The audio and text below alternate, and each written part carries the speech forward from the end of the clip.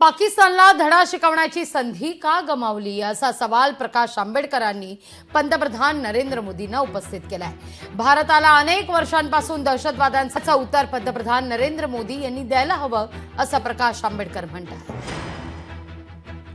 त्या संघर्षाच्या अगोदर पंतप्रधान नरेंद्र मोदी अनेक देशांमध्ये गेले, पण या युद्धामध्ये भारताच्या बाजूने एकही देश उभा राहिला नाही।